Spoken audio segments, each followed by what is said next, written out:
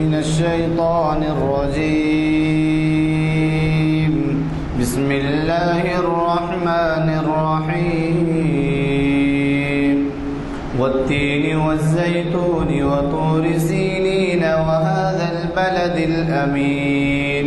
لقد خلقنا الإنسان في أحسن تقويم ثم رددناه أسفل سافلين إلا الذين آمنوا وعملوا الصالحات فلهم أجر غير ممنون.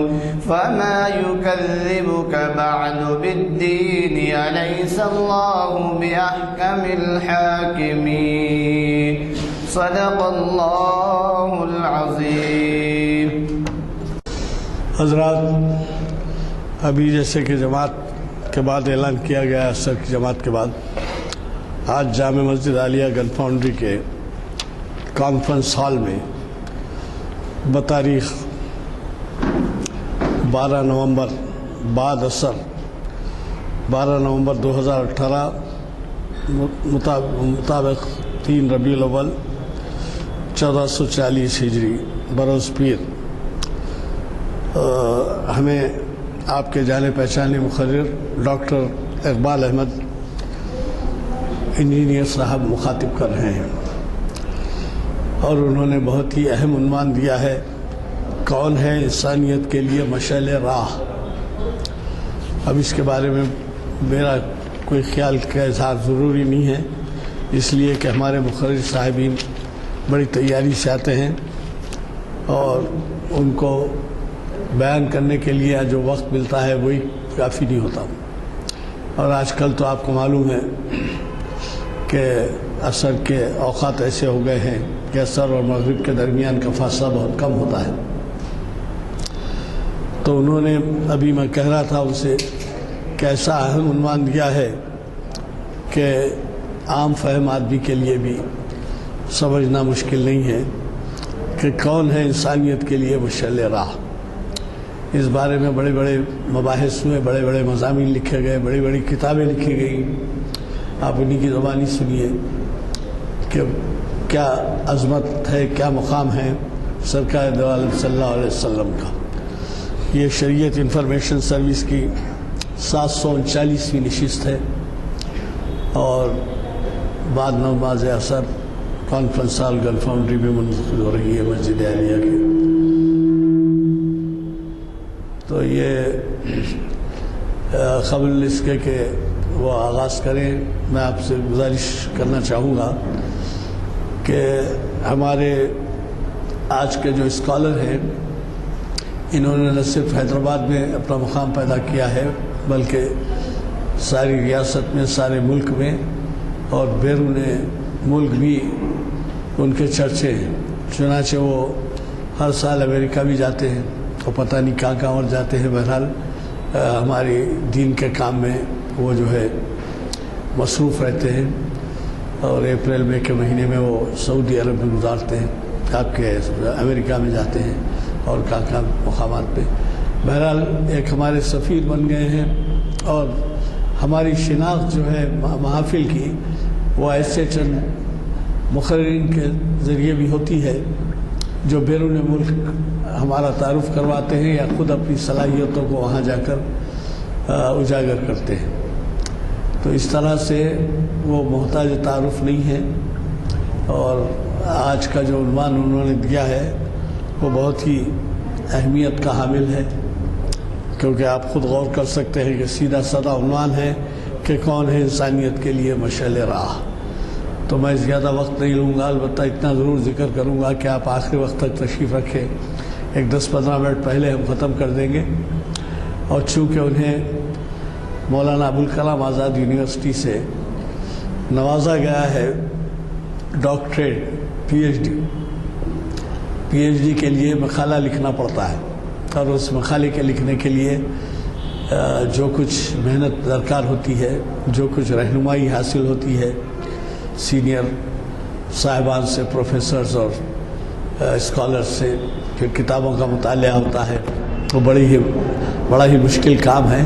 ہر کوئی جو جا کے وہاں پی ایچ ڈی کے لیے رجوع ہوتا ہے اس کو نہیں ملتی پی ایچ ڈی ڈگری، بلکہ جن لوگوں کی صلاحیتیں ایسی ہیں جو قائل کر سکے لوگوں کو، اسکالرس کو، بڑے بڑے علماء کو، تو پھر انہیں کو ملتی ہے، انہیں نوازا گیا ہے۔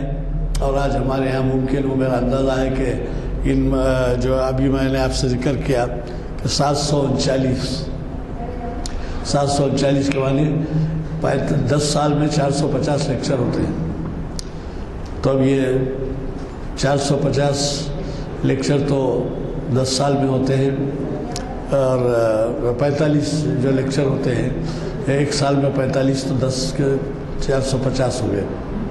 اس طریقے سے اب 739 کا حساب لگائیے۔ تو آج ان لیکچرز میں شاید میرا خیال ہے، اگر ہم گن کے تو نہیں رکھے، لیکن شاید 100-150 لیکچرز تو ان کے ہوئے ہیں، اور وہ بڑی پابندی سے، اور بڑی، آپ کو تو معلوم ہے ہمارے لیکچرز میں کوئی ہم یہ ایسا لیکچر نہیں ہوتا جس میں کوئی ان کو نذرانہ دیا جاتا ہے، وہ اپنی صلاحیتوں سے ہم کو استفادہ، ہمیں استفادے کے لیے، ہمارے استفادے کے لیے خود اپنے خرچ سے آتے جاتے ہیں، وقت دیتے ہیں، سواری خرچ دیتے ہیں، سب دے دیتے ہیں۔ تو بہرحال ہم نے یہ مناسب سمجھا کہ آج ان کی جو ہے گل پوشی کی جائے، شال پوشی کی جائے۔ تو یہ چونکہ ابھی کچھ لوگ راستے میں ہوں گے، آج کل وقت جلدی ہو جا رہا ہے عصر کا، تو لہٰذا ایک 10 منٹ پہلے ہم ختم کر دیں گے، 10-15 منٹ پہلے، اور اس کے بعد ان کی گل پوشی ہوگی۔ مجھے قوی توقع ہے کہ آپ حضرات گل پوشی تک تشریف رکھیں گے۔ میں آج کے مخرج صاحب سے گزارش کرتا ہوں کہ وہ شہ نشین پر تشریف لائیں اور اپنے ضرورت کے آلات سے ہمیشہ کی طرح استفادے کا موقع دیں۔ اللہ رسولہ الکریم رب اشرح لی صدری ویسر لی امری واحلل عقدۃ من لسانی یفقہوا قولی۔ محترم غلام یزدانی صاحب اور صاحب قدر اور احترام سامعین حضرات، موقع کی نزاکت کے یہ عنوان جو ہے رکھا گیا ہے، اس کے پس منظر میں جو سوچ تھی وہ یہ تھی کہ جس طرح قرآن مجید ایک متحرک کلام ہے، وہ اللہ کا کلام ہے جو قیامت تک لوگوں کے لیے ہدایت کا باعث رہے گا، اور لازم بات ہے کہ اس بنیاد پر بنائی گئی نمونے زندگی وہ بھی متحرک اور ڈائنامک ہے۔ سیرت النبی یا اصحاب سیر نے جو کچھ حالات نبی کریم صلی اللہ علیہ وسلم کے لکھے ہیں وہ منجمد نہیں ہے، کسی ایک زمانے میں آپ نے کچھ عمل کیا اور وہ عمل وہیں پر ختم ہو گیا، ایسی بات نہیں ہے، ایسی ہو بھی نہیں سکتی۔ نبی کریم صلی اللہ علیہ وسلم کی ذات جو خاتم النبیین ہیں، جن کے لیے کہا گیا ما کان محمد نبا احد من رجالکم ولکن رسول اللہ و خاتم النبیین، اور تعارف نبی کریم صلی اللہ علیہ وسلم کا اللہ کی طرف سے ہو تو اس سے بہتر تعارف تو کوئی ہو ہی نہیں سکتا۔ اللہ تعالیٰ نے ارشاد فرمایا کہ محمد صلی اللہ علیہ وسلم تمہارے مردوں میں سے کسی کے باپ نہیں ہیں، مگر وہ خاتم النبیین ہیں، آخری نبی ہیں اور رسول اللہ ہے۔ 3 چیزیں اس میں بیان کی گئی کہ مردوں میں سے کوئی باپ نہیں ہے، مطلب یہ کہ آپ کی وراثت نہیں ہے، وراثت کے جھگڑے سے آپ بری ہیں۔ یہ نہیں ہے کہ نبی کریم صلی اللہ علیہ وسلم کو نر اولاد نہیں تھی۔ عرب میں اگر کسی کے ہاں مرد بچہ پیدا نہ ہو تو اسے بڑا مایوب سمجھا جاتا تھا، مگر نبی کریم صلی اللہ علیہ وسلم کو نر اولاد ہوئی، 3 بچے ہوئے، اس کے باوجود بھی وہ زندہ نہیں رہے۔ اس میں مقصد اللہ کا پوشیدہ ہے کہ بھئی بعد میں جھگڑا وراثت کا نہ رہے۔ اسی لیے یہاں پر ہر اس چیز کی انکار کیا گیا کہ کوئی بھی دعویٰ نہیں کر سکتا نبی کریم صلی اللہ علیہ وسلم کا میں بیٹا ہوں، یعنی بیٹے کی اولاد میں سے ہوں، کوئی دعویٰ نہیں کر سکتا، کیونکہ عموماً وراثت جو ہے نا بیٹوں سے چلی آتی ہے۔ بنی اسرائیل میں ہمیشہ پہلوٹا یعنی پہلا بچہ حقدار ہوا کرتا تھا باپ کی جائیداد کا، تو ایسی کوئی چیز نبی کریم صلی اللہ علیہ وسلم کے ساتھ نہیں رہی۔ اس کے بعد آپ کی اور ایک تاریخ کی خاتم النبیین ہیں، اب نبیوں کا سلسلہ یہاں ختم ہوا، اب کوئی نبی آنے والا نہیں ہے۔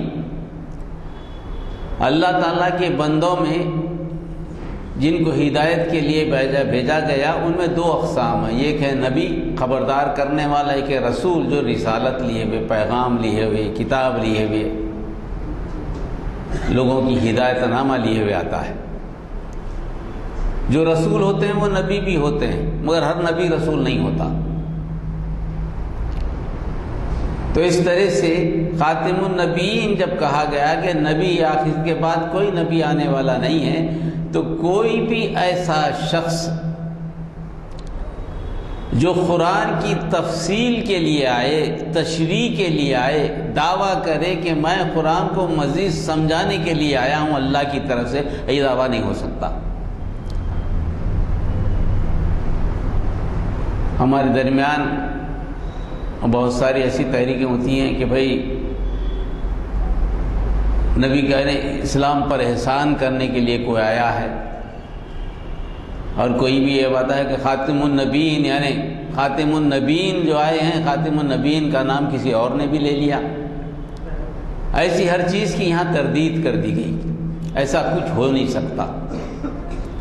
اور اس کے بعد رسول اللہ کہا گیا کہ اللہ کی رسالت بھی یہیں پر ختم ہے، یعنی جو رسالت کا پیغام ہے، جو پیغام آپ لائے ہیں، اور یہ پیغام کیا ہوتا ہے رسالت کا؟ رسالت کا پیغام ہوتا ہے پیام انسانیت، انسانوں کی فلاح و بہبودی کے لیے جو پیغام اللہ تعالیٰ چنتا ہے وہی ہوتا ہے۔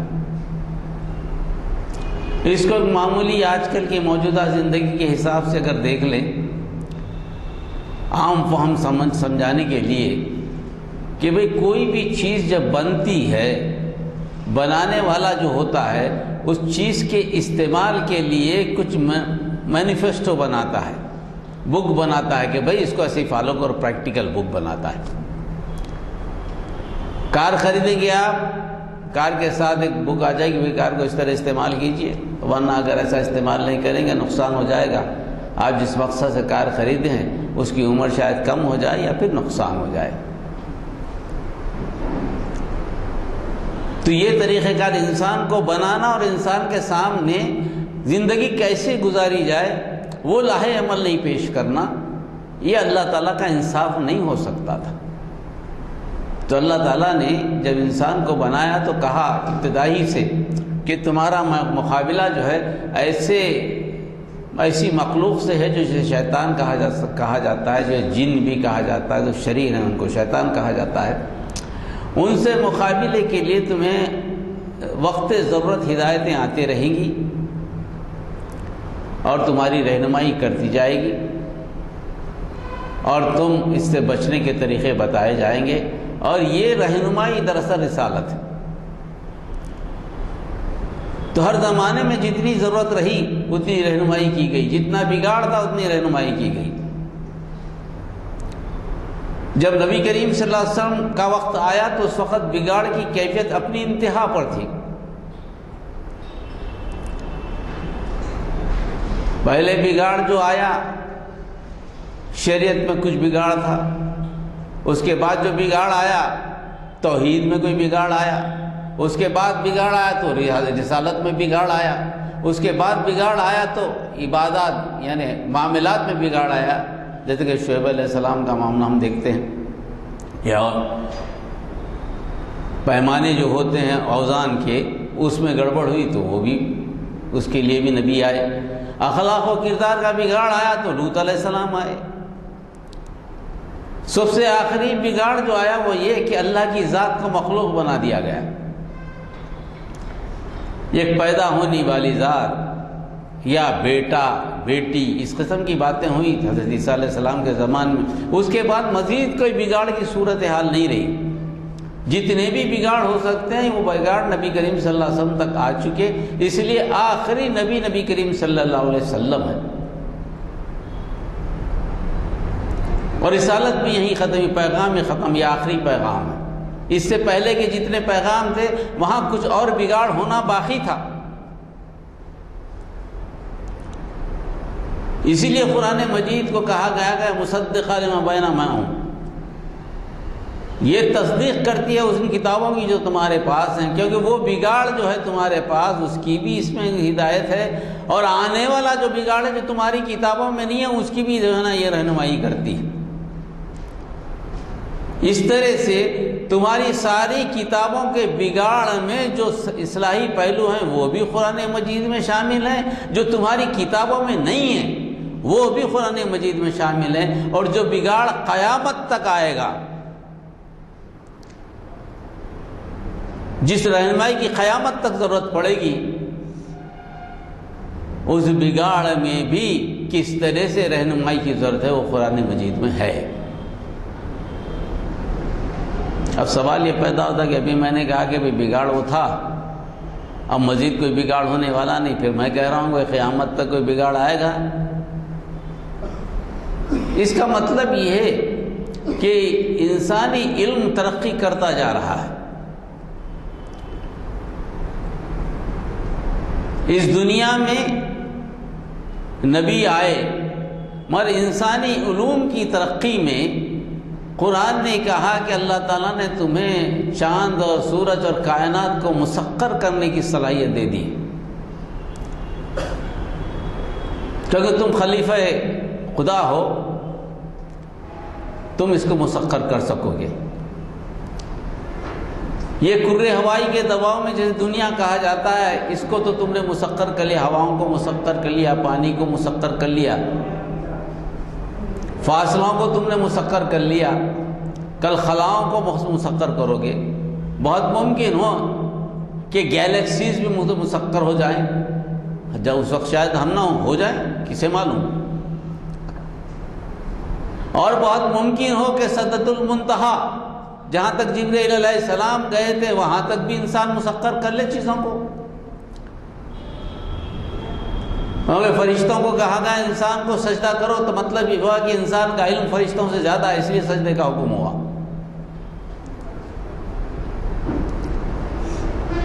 وہاں تک بھی انسان جا سکتا ہے، کسے معلوم کون سی ایجادات کیسے نکلتی۔ ہم دیکھ رہے ہیں کہ لاسٹ 50 ایئرس میں جو تبدیلیاں حیران کن ہیں ہمارے لیے، آئندہ کیا تبدیلیاں آئیں گی ہمیں نہیں معلوم۔ کیا مادی جسم ایک جگہ سے دوسری جگہ منتقل کیا جا سکے گا؟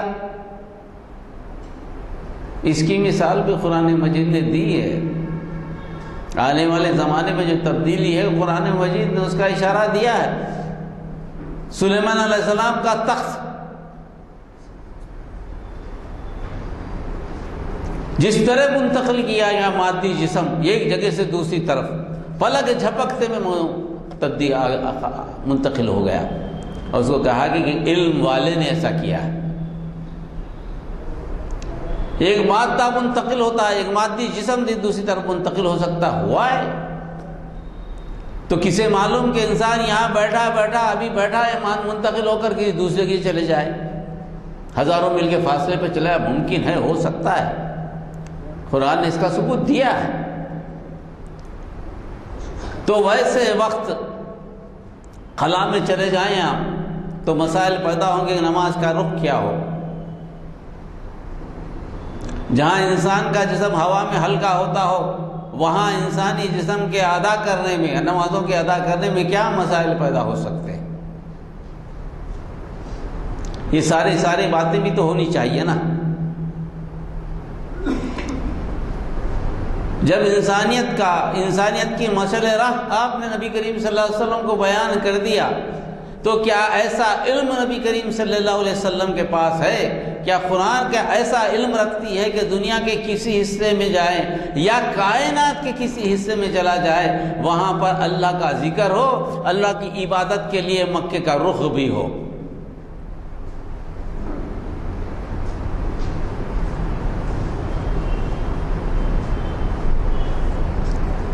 اور اس آیت میں وہ بات کہہ دی گئی.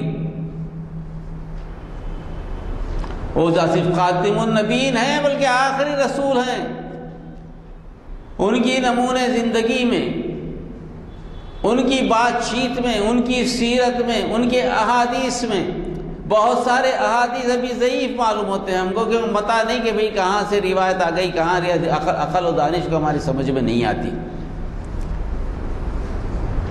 علماء نے کہا کہ جو حدیث ضعیف ہے اس کو ضعیف کا مطلب یہ ہے کہ ضعیف حدیث نہیں ہے. ضعیف دراصل ہمارا دماغ ہے جو حدیث کو سمجھ نہیں سک رہا ہے.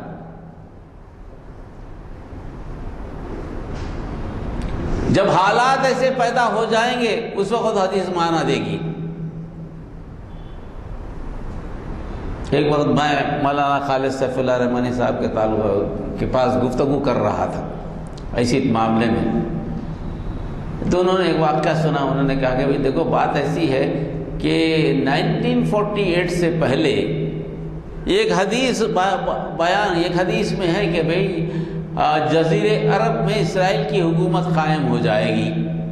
دل پہ، جزیرے دل کے دل میں اسرائیلی حکومت قائم ہو جائے گی. اور اس وقت تک مسلمان کافی طاقتور تھے جزیرے عرب میں، کسی کا تصور بھی نہیں تھا کہ بھائی ایسی حکومت قائم ہو سکتی ہے کیا. مگر وہ حدیث کا تذکر آتا تو ہم علماء کرام کبھی کبھی اس کو یعنی بولنے سے ذرا اعتراض کرتے یا بولنے سے جھجکتے کہ بھئی کیا ہے، کیا آندہ کیا ہوگا نہیں معلوم، فی الوقت تو حالت ایسے نہیں ہے. کیونکہ پس منظر بھی تو معلوم ہونا، واقعات بھی تو معلوم ایسا ہو، مگر نبی کریم صلی اللہ علیہ وسلم کی حدیث قائم ہوگا، پیشن گوئی ہے آپ کی. مگر جھجک تھی.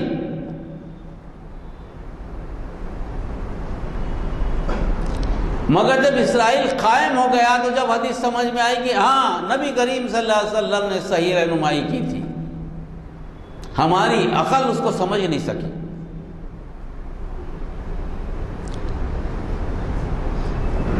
اس طرح قرآن کریم جہاں قیامت تک کے علمی مسائل ہو، سماجی مسائل ہو، معاشی مسائل ہو یا ضروریات زندگی میں، ایک طریقہ یہ بھی ہے کہ نبی اللہ کے ذکر میں 99 نام ہے، اللہ کی صفات میں.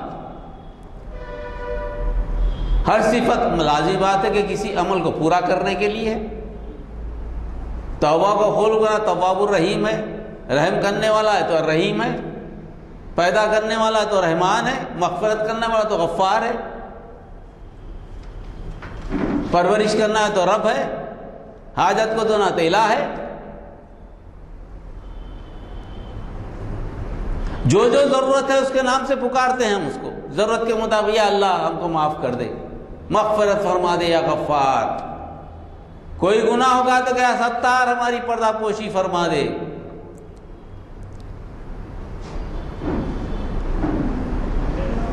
انہوں نام ہے، اسماء حسنہ ہے.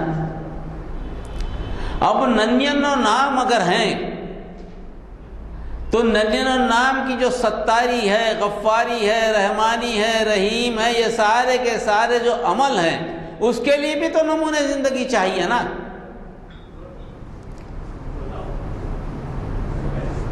کوئی نمونے زندگی جا رہی ہے، توبہ کیسے کی جائے، مغفرت کیسے طلب کیا جائے، رحمان کو کس طرح راضی کیا جائے، پردہ پوشی کے لیے کیا کیا جائے، رب سے کیا مانگا جائے. یہ اعمال ہونا چاہیے نا، یہ اعمال کے لیے نمونے زندگی ہونا چاہیے. اور وہ نمونے زندگی لازمی بات ہے کہ نبی کریم صلی اللہ علیہ وسلم کے علاوہ کون ہو سکتا ہے. تو 99 نمونے زندگی بھی ہونا چاہیے.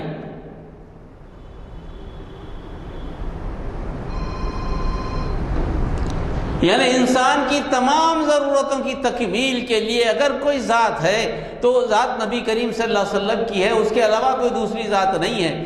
تو ہر جگہ آپ کی موجودگی ضروری ہے کہ ہمیں عمل ایسا کرنا ہے کیونکہ آپ نے کہا ایسا کرنے کے لیے. اور آپ نے کیوں کہا؟ کیونکہ اللہ کا حکم ہے. قرآن میں جب ہے تو آپ کا عمل بھی ہمارے سامنے ہونا چاہیے. انسانی زندگی کا کوئی پہلو لے لیجئے، اس سے بات کیا سمجھ میں آتی ہے؟ اس سے بات سمجھ میں آتی ہے، انسان کہنے کو 50 سال کی زندگی، 60 سال کی زندگی، بعض کی لمبی عمر 100 سال کی زندگی، برا کوئی بھی زندگی ہو آخر میں موت تو ہے ہی۔ جو بھی زندگی گزارتا ہے اس زندگی میں کہنے کو تو ایک زندگی ہے اس کی، مگر اس پر جو ذمہ داریاں، مختلف قسم کی ذمہ داریاں، وہ ذمہ داریاں میں وہ ایک زندگی گزارتا ہے۔ بحیثیت بیٹا بیٹے کی زندگی زندگی گزارتا ہے کہ فرما برداری کیسی ہو، یعنی ماں کے پیٹ سے نکل کر موت تک جو ذمہ داریاں ملتی ہیں وہ زندگی گزارتا ہے۔ وہ جوان بنا،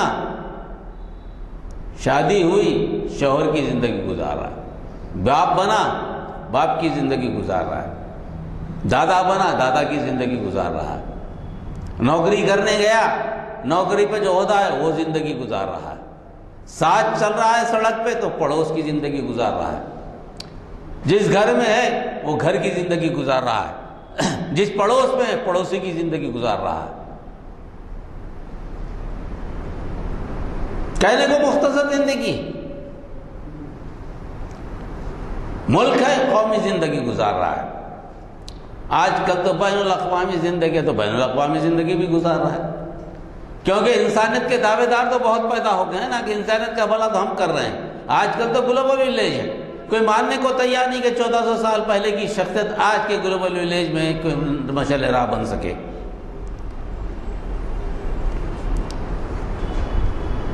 آج تو ہر آدمی خود ایک مشعل لے کر سامنے ہے، کوئی قومیت کے نام پہ سامنے ہے، کوئی سیکولرزم کے نام پہ سامنے ہے، کوئی معاشی زندگی میں بڑا رہبر ہے، کوئی سماجی زندگی کا بڑا رہبر ہے، کوئی مذہبی عنوان سے رہبر ہے۔ ہر قوم میں کوئی نہ کوئی رہبر تو مل ہی جاتا ہے۔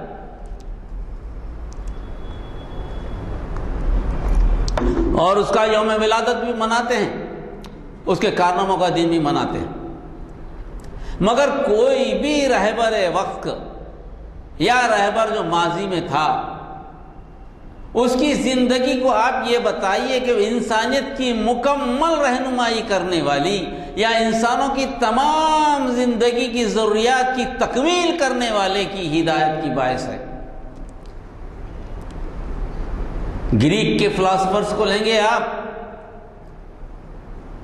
تو گریک کی فلسفی ملے گی جو گریک کے لوگوں کے لیے ہے، ان کا نظام حکومت ہے، ان کا پولیٹیکل سسٹم ہے جو انہوں نے پولیٹیکل سسٹم رکھا، مگر اپنے لوگوں کے لیے سماجی برابری۔ ہر ملک کا قائد، قومی لیڈر اپنی قوم کے لیے کام کرتا نظر آئے گا، جہاں جائے گا کہ مائی نیشن از فرسٹ۔ آج تو وہی ہو رہا نا، امریکہ از فرسٹ، نیشنلزم، قومیت سب پر حاوی ہے، میری قوم سب سے آگے۔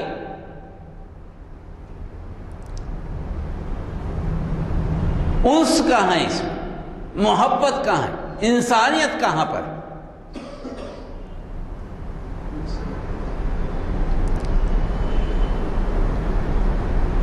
تخلیق، سارے انسان تو مخلوق ہیں، جب سب کا بلڈ مل جاتا ہے، پلس او اگر انڈیا کا ہے، اگر امریکن کو بھی پلس او کی ضرورت پڑی تو انڈیا کا بلڈ مل جائے گا، اس کو لگ جائے گا۔ خالق نے تو انسان کو ایسے بنایا ہے، رنگ و نسل جلا کا بلڈ تو مل جاتا ہے، پسند یہ کی ہے، آنکھ دیکھتی ہے تو سب کی آنکھ دیکھتی ہے، الگ نہیں ہے، کسی کی آنکھ دیکھ رہی تو کسی کے پیر سے جو ہے بینائی کا کام ہو رہا ہے، نہیں ہو رہا۔ پیدائش کے طریقے ایک ہی ہیں، اور جو غذا استعمال کرتے ہیں وہ بھی ایک ہی ہے۔ یہ اور بات ہے کہ یہاں کچھ سڑی مری یا دبلی پتلی نظر آئے گی، کم نظر آئے گی، یہاں ٹماٹر اتنا نظر آئے گا تو وہاں ٹماٹر اتنا بڑا نظر آئے گا۔ وہاں ٹماٹر تو ٹماٹر ہی ہے نا، ٹماٹر کو آلو تو نہیں بولیں گے آپ۔ لیکن استعمال کی جو چیزیں ہیں وہ بھی ایک ہے، انسان جو ہے وہ بھی ایک ہے، انسان ایک ہونے کا مطلب یہ کہ بلڈ ایک دوسرے کو لگ جاتا ہے. کبھی ایسا ہوا کہ شیڈول کاسٹ کا بلڈ برہمن کو نہیں لگتا؟ کبھی ایسا، کبھی اپنے آپ کو دیکھا کبھی ایسا نہیں ہوا. اگر ایسا برہمن کا بلڈ ہے جو صرف شیڈول کاسٹ کے پاس ہی ہے اور برہمن کی زندگی بچانا ہے، تو برہمن صاحب کیا بولیں گے کہ شیڈول کاسٹ کا بلڈ نہیں ہونا؟ ایسا کچھ معاملہ آئے گا سامنے؟ ایسا ہو سکتا ہے کیا؟ کوئی مثال بتا دیجیے مجھے. یہ اور بات ہے کہ اس کو پاک کرنے کے طریقے الگ نکال لیے گئے ہیں بعد میں. اگر بلڈ لے بھی لیں تو بعد میں جو نا پاکی کے لیے ایسا کر دیں، پاکی کے لیے ویسا کر دیں. ہمارا طریقہ جو خون آیا ہے، خون کے لیے کچھ قربانیاں دے دیں، کچھ یگیا کر دیں، کچھ ایسا کر دیں، برابر بلڈ تو لے لیں گے، زندگی تو بچا لیں گے.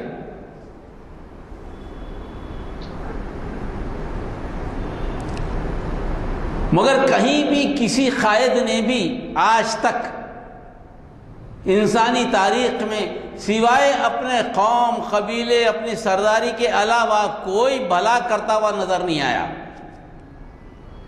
یہاں تک کہ عدل و انصاف بھی جب ہوا تو اگر میرے قبیلے کا آدمی اگر جرم کرتا ہے تو اس کے لیے عدل الگ، اگر دوسرا آدمی میرے قبیلے پہ کچھ ہلکا سا بھی جرم کرتا ہے تو اس کے لیے سزا بہت زیادہ.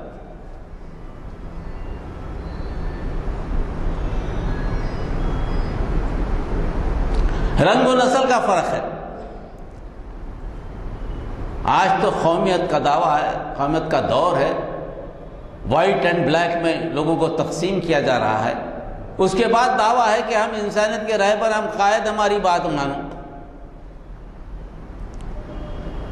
معیشت کی بنیاد پر، دولت کی بنیاد پر تقسیم. جتنی ضرورتیں دنیا میں انسانوں کو ہے، جن کے پاس جو ضرورت ہے اس ضرورت کے اعتبار سے وہ اعلیٰ درجے کا ہے، باقی کے دوسرے پس درجے کے. مذہبی معاملہ آیا بھی تو یہی بات ہے، چاہے کرسچینٹی ہو، چاہے ہندوازم ہو، چاہے ساری چیزیں ہوں، ہر ایک ہمارا مذہب صحیح ہے، ہمارے مذہبی کو ماننا پڑے گا، اسی کو چلنا پڑے گا. مگر مذہب میں انسانیت کا کوئی پیغام ہے؟ ایسا کوئی پیغام ہے یہ تو سمجھ بھی نہیں آتا. ایکویلٹی کہاں ہے؟ طبقاتی سسٹم میں بنا ہندوازم میں ایکویلٹی کہاں ہے؟ کرسچینٹی کو لیں گے آپ تو کرسچینٹی میں ایک جگہ عیسیٰ علیہ السلام کو باپ مانیں گے تو دوسری جگہ مریم علیہ السلام کو باپ مانا جائے گا، خدا مانا جائے گا. تقسیم ہے. نہ مذہبی اعتبار سے رہنمائی کے لیے ایک مکمل طور پر نظام آپ کے درمیان موجود ہے جسے کہا جائے کہ انسانیت کی فلاح و بہبود، سارے انسان اگر اس میں آ جائیں تو فائدہ ہوگا. یعنی اللہ کی پہچان کا کوئی نظام، اللہ کے خالق ہونے کا کوئی نظام، اللہ کے رب ہونے کا کوئی نظام، یا اللہ کی کتاب کا دعویٰ کرنے والا کوئی نظام.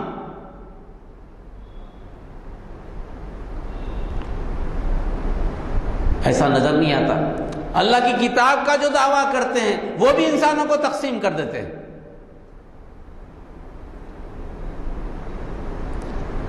چاہے سورتی ہو آ رہی ہے، اس پہ منو سمرتی آ جائے یا جو ہی وید آ جائے، اس میں بھی طبقات کی تقسیم. کرسچینٹی طبقات کی تقسیم ہے. تلمود آئے گی، تلمود میں تقسیم ہے. مذہبی اعتبار سے بھی تقسیم ہے. کوئی ایک چیز بھی رہنمائی کرتی نظر نہیں آتی، انسانیت کی رہنمائی کرتی نظر نہیں آتی. اس کے بعد اگر یہ دعویٰ کرے کہ 1400 سال پہلے جو سسٹم آیا تھا وہ سسٹم آج ناقابل عمل ہے، تو ان کو پیش کرنا پڑے گا قابل عمل کون سی چیز ہے. کیا آپ کا سسٹم قابل عمل ہے؟ کیا آستھا کے نام پر مذہبی عمارتوں کو یعنی تباہ و تاراج کیا جا سکتا ہے؟ کیونکہ میری خواہش ہے، میں نے ایسا سوچا ہے، میں ایسی فکر ہے، کوئی دلیل نہیں ہے میرے پاس.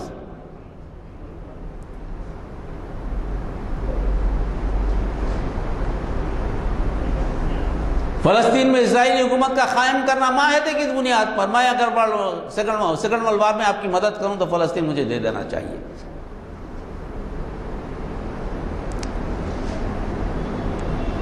جتنے انسانیت کا دعویٰ کرنے والے ہیں یونائٹڈ نیشن میں انسان کے بنیادی حقوق، ہیومن رائٹس، مطلب انسانیت کے لیے بڑا ادارہ بنا ہوا ہے، بڑی خوشی کی بات ہے۔ مگر مجھے بتائیے کہ وہ انسانی حقوق کا جو ادارہ ہے کہاں انسانی حقوق کا تحفظ کر رہا ہے؟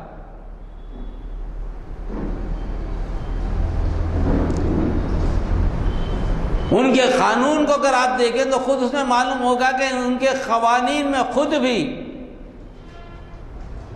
دولت مند کے لیے الگ ہے، طاقتور کے لیے الگ ہے، کمزور کے لیے الگ ہے، ڈیولپ کے لیے الگ ہے، ڈیولپنگ کے لیے الگ ہے، پور کے لیے الگ ہے، پورسٹ کے الگ ہے، تقسیم ہے آلریڈی۔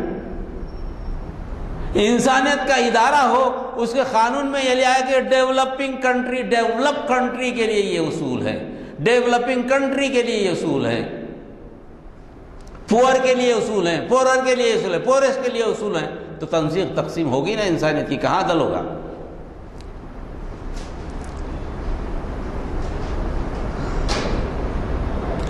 پھر یہ سارے دنیا کے جو اصول ہوں، قومی سطح پر، بین الاقوامی سطح پر، مذہبی سطح پر، معیشت کے پروگرام میں لیجیے آپ، ہندوستان کی معیشت کو لیجیے، بینکس کا کیا عالم ہے آپ کا؟ ملٹری کو ایک وقت کی تنخواہ دینے کے لیے، ایک وظیفہ دینے کے لیے تیار حکومت نہیں ہے، کسانوں کے قرضے معاف کرنے کے لیے تیار نہیں ہے حکومت، مگر بڑے بڑے لوگ جو پیسے لے کے بھاگ گئے ہیں ان پہ کوئی روک نہیں ہے۔ کل ہی کی اطلاع ہے کہ کئی بینکوں نے کروڑوں میں جو قرض جات باقی ہیں ان کے ناموں کا اعلان کرنے کو تیار نہیں ہے۔ تو کون سا سسٹم ہے؟ کہاں نہیں، کدھر جا کر جو انسانیت کی فلاح و بہبودی ہو سکے، اس کے لیے مشعل راہ بن سکے گا؟ وہ بینکنگ سسٹم جس میں بڑا دعویٰ ہے کہ آج اس سے بہتر بینکنگ سسٹم نہیں آیا، وہ جمہوریت جس کا بڑا دعویٰ ہے کہ اس سے بہتر نظام حکومت نہیں آیا، ہر جگہ جمہوریت کا مذاق، ایکسیت ہونے کا فائدہ، اقلیت کے نام پر لوگوں کی تقسیم۔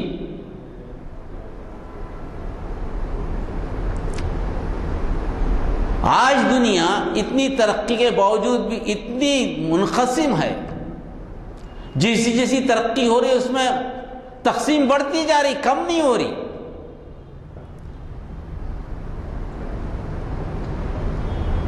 ہر واک آف لائف میں، کسی بھی واک آف لائف میں آپ دیکھیں گے کہ ہر واک آف لائف کا جو ذمہ دار ہے وہ اپنے مفادات کا ہی تحفظ کرتا ہے۔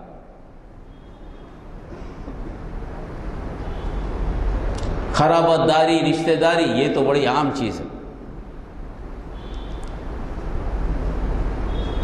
تو پھر یہاں انسانیت کے لیے مشعل راہ بننے کا دعویٰ کرنے والوں کے پاس کوئی دلیل تو اب تک نہیں ہے۔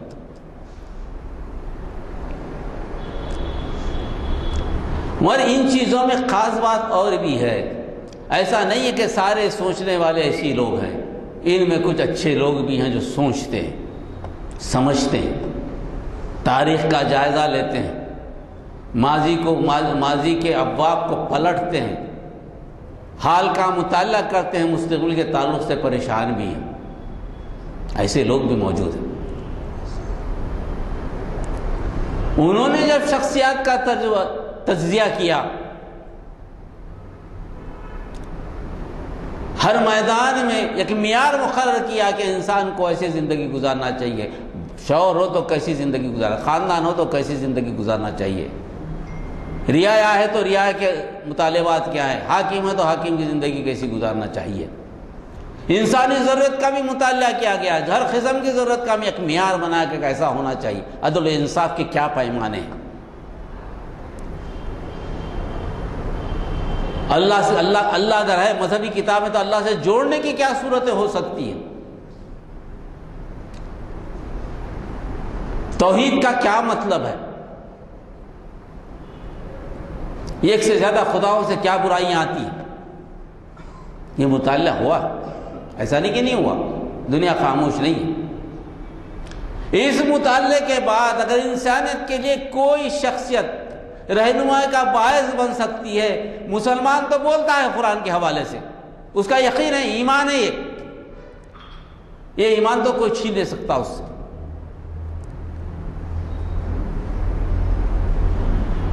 مگر صدقے جائیے اس ذات مبارک پر، نبی کریم صلی اللہ علیہ وسلم پر، عقل مند آدمی جن کے پاس عقل نمک برابر بھی ہو، جو سوچ و فکر رکھتا ہو، وہ بھی آج یہ کہنے کو تیار ہے کہ سوائے نبی کریم صلی اللہ علیہ وسلم کے اور کوئی ذات مبارک انسانیت کا پیغام دینے والی نہیں ہے۔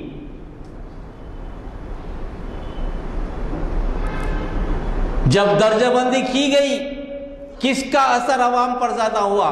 اخلاق کے اعتبار سے، پیغام کے اعتبار سے، سماج کے اعتبار سے، عدل و انصاف کے اعتبار سے، دنیا میں جو حکومتیں چلانے کے نظام ہے اس کے اعتبار سے، تو کہا گیا کہ سوائے نبی کریم صلی اللہ علیہ وسلم کے اور کوئی شخص نظر ہی نہیں آتا تاریخ میں، وہی ایک مشعل راہ ہو سکتے۔ پہلا نمبر انہی کا، اور تھوڑے سے رول ریلیکس کیے گئے کہ بھائی چند چیزوں میں انسانی کمزوریوں میں بھی دیکھ لیں، اس کے بعد فیصلہ کریں، تو دوسرا نمبر بھی آپ ہی کا۔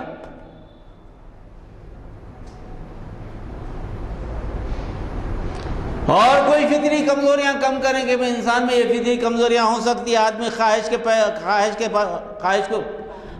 اپنے خواہش میں گرفتار ہو سکتا ہے، کچھ کمزوریاں ہو سکتی ہیں، عزیز و خراب اقارب کا بھی معاملہ ہو سکتا ہے، کبھی کبھی فیصلے میں ایک چیز ایسی ہو جا سکتی ہے، زیادہ نہیں، کبھی کوئی چیز ہو جا سکتی ہے، ایک وقت ایسا فیصلہ کر دے، ایک وقت ایسا فیصلہ کر دے۔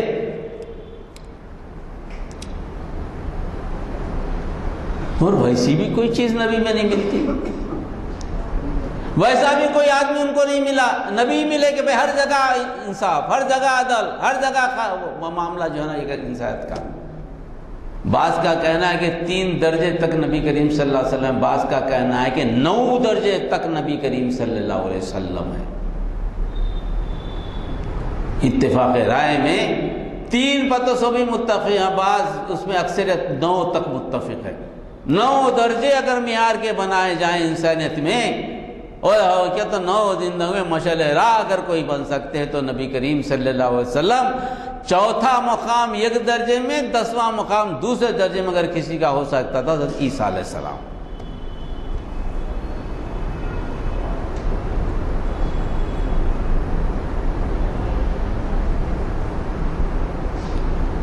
یہ کردار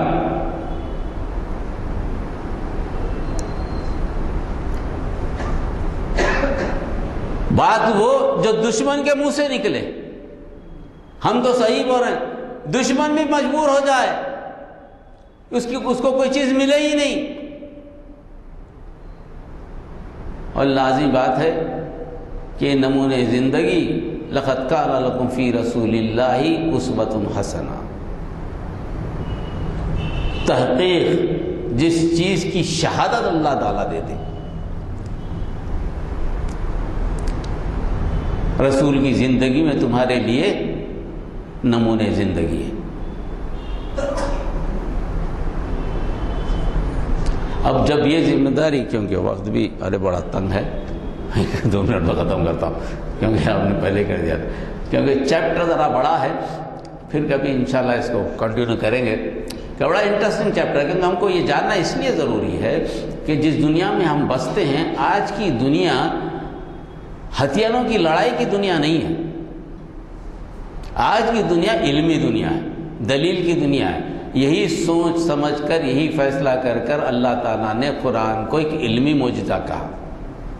آج جغرافیکل باؤنڈریز کو اہمیت نہیں رکھتے، کسی کے پاس کوئی ہتھیار ہو جائیں، انبار ہتھیار ہو جائیں، اس کو استعمال کوئی نہیں کرتا ایز اے ڈیٹرنٹ، اس پر حملہ نہ ہو، میں بچ جاؤں، میرے پاس نیوکلیر ہتھیار ہے، یہ معاملہ ہے۔ معاملہ ہے تو علم کا معاملہ ہے، دلیل کا معاملہ ہے۔ وہ دلیل دینے کے لیے ہم کو تیاری کی ضرورت ہے کہ نبی کریم صلی اللہ علیہ وسلم ہر مسئلے پر، ہر معیار پر، ہر سطح زندگی پر آپ کی نمونے زندگی مشعل راہ ہے۔ یہ یقین کامل ہو۔ اب سوال یہ ہوتا ہے کہ یہ تو مذہبی درے، مذہب قرآن مجید یہی دراصل علم ہے۔ غلط فہمی بعض وقت ہمارے درمیان بھی پیدا ہو جاتی کہ سائنس بھی ایک علم ہے، وہ بھی پڑھ رہے ہیں، ہائیڈروجن معلوم کرے، آکسیجن معلوم کرے، یہ دنیا ہے، اصلی علوم ہے۔ ہم علوم کو تقسیم کر دیتے ہیں۔ یہ بھی ایک قسم کی شیطانی چال ہے جو علوم کو تقسیم کرتی ہے۔ اصلی علوم کی بنیادیں بھی قرآن مجید میں، جس کو اصلی علوم کہا ہے۔ علوم کی بنیاد اگر ہے تو قرآن مجید ہے۔ 666 آیتوں فقہ پہ ہیں جو شریعت پر، باقی 6000 آیتیں تخلیق کائنات پر ہے۔ کائنات کو کیسے تخلیق کیا گیا، اس کو استعمال کیسے کیا جائے۔ کائنات بنا کر آپ کے حوالے کر دی گئی اور آپ کو ہی معلوم نہیں کائنات کیسے استعمال کرنا ہے، تو آپ خود اللہ سے سوال کرتے ہیں کہ اللہ تعالیٰ کیا حوالے کیا مجھے۔ اس بات 11ویں صدی سے 17ویں صدی تک جو تحقیق ہوئی ہے مسلمانوں کی، تو ہر فیلڈ میں یہ آگے رہے۔ تو یہ چند بنیادی باتیں ہیں انشاءاللہ، کیونکہ میں خود بھی محسوس کر رہا ہوں کہ میں نے وہ ساری چیزیں بولنے میں ذرا سا وقت کی تنگی بڑے آ رہی ہے۔ انشاءاللہ پھر بعد میں بتائیں گے، مگر ایک چیز ہمیں ذہن میں رکھنا چاہیے، اب ذہنی طور پر تیار ہو جائیے اس خوشخبری کے ساتھ، آنے والا زمانہ صرف اسلام کا ہے، دلیل صرف اسلام کی چلے گی اور کسی کی دلیل نہیں چلے گی۔ ہر دلیل ناکام ہو چکی، اب دلیل دینے کے لیے آپ کو تیاری کرنے ہیں۔ انشاءاللہ آپ ہم مل کر اس بات میں غور و فکر کریں گے، ایک سوال و جواب بھی ہو، گفتگو ہو، تو انشاءاللہ موقع ملے گا۔ وآخر دعوانا الحمدللہ رب العالمین۔ اور میں نے پہلے ہی کہا ہے کہ ہمارے جو محافل ہوئے ہیں 12-15 سال کے، ان محافل میں 600-150 محافل کو تو آپ نے مخاطب کیا ہے۔ اور یہ بھی ہے کہ ہمارے لیے فائدے کی بات بھی رہی کہ ہر سال آپ امریکہ جاتے ہیں، بیرون ملک جاتے ہیں، اور پھر ہمارے لیے نئی معلومات کے ذخیرے لاتے ہیں۔ یہی نہیں بلکہ آپ کے تاریخ یہ بھی ہے کہ ہمارے جو اخبارات ہوتے ہیں وہ آپ کے مضامین کو بہت ہی نمایاں طور پہ شائع کرتے ہیں۔ اخبارات میں شائع کرنے کی کوئی اصول ہے کہ اگر کوئی اہمیت کے آرٹیکلس ہیں یا تحریرات ہیں تو وہ جو ہے نمایاں طور پہ کہتے ہیں، جس کو کہتے ہیں لیڈ دینا، تو صحافت میں آپ کو لیڈ ملتی ہے، ہمیشہ اپنے مطابق کو دیکھیں کہ آپ کے لیڈ کے طور پہ چھاپے جاتے ہیں، یعنی اولیت دیتے ہیں۔ ابھی آپ نے حال ہی میں PhD کیا ہے، اللہ تعالیٰ نے نوازا آپ کو، اور ایسے عنوان سے آپ نے PhD کی ڈگری حاصل کی ہے، اور وہ 20 تاریخ کو ایوارڈ ملے گا ان کو، ہمیں بھی دعوت آئی ہے وہاں پر، وہ کام اللہ کی یونیورسٹی سے کیا گیا ہے۔ تو اس سلسلے میں ہم نے یہ سوچا کہ آپ کی گل خوشی شاید خوشی کی جائے، تو اس لیے آج آپ کو ضرورت دی جا رہی ہے کہ 2-4 منٹ تشریف رکھیں اور ہمارے ساتھ دعا میں شریک آئیے۔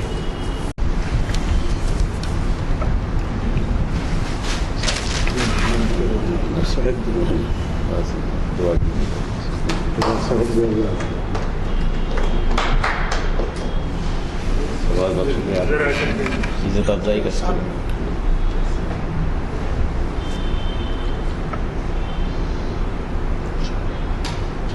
ٹھیک ہے،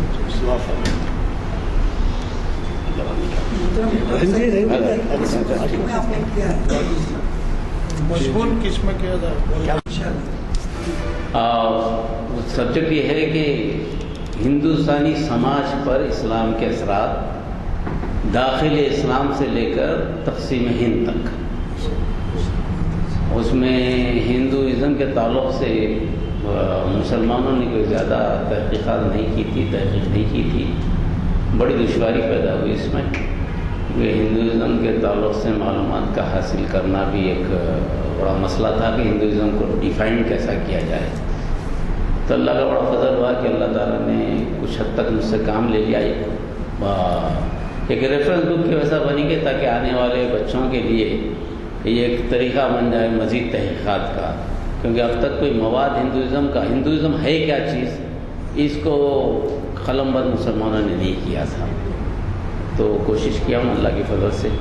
پیچھے مقصد یہی تھا کہ بھئی جو سوالات ہندو مذہب ہمارے کو اٹھا رہا ہے، اس کے سوالات کے جوابات ہم ان کی کتابوں سے خود انہیں کو دے دیں، کہ چاہے طلاق کا مسئلہ ہو، عورت کا مسئلہ ہو، تو چونکہ بہت سارے ہمارے مذہبی علماء بھی جب آتے ہیں گفتگو کرنے کے لیے، ان کو معلوم ہی نہیں ہوتا ہندوازم کیا ہے، ان کے جو سخت ترین سوالات ہوتے ہیں اس پہ ہم جو ہے نا یہ سمجھتے ہیں کہ اسلام نے بہت شاید غلطی کر دی ہو اس پہ، مگر ان کی مذہبی کتابوں سے ان سوالات کے جوابات دینے کی کوشش کیا ہے۔ بھئی ہمارے مذہب کو تو آپ بعد میں چھیڑیے، جو ہے بات کرنے کا کریں گے، مگر آپ کے مذہب میں عورت کا مقام کیا ہے؟ آپ کے مذہب میں طلاق کیا ہے؟ آپ کے مذہب میں عورت کو مقام کیا دیا گیا ہے؟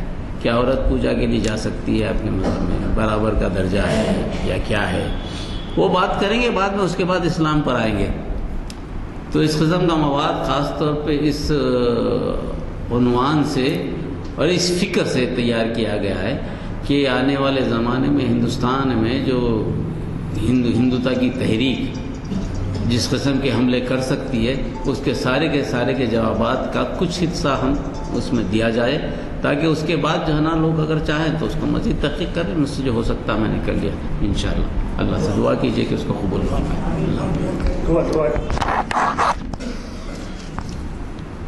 درود شریف پڑھ لیجیے۔ اللہم صلی علی سیدنا مولانا محمد وعلی آل سیدنا مولانا محمد بارک وسلم۔ ربنا آتنا فی الدنیا حسنۃ وفی الآخرۃ حسنۃ وقنا عذاب النار۔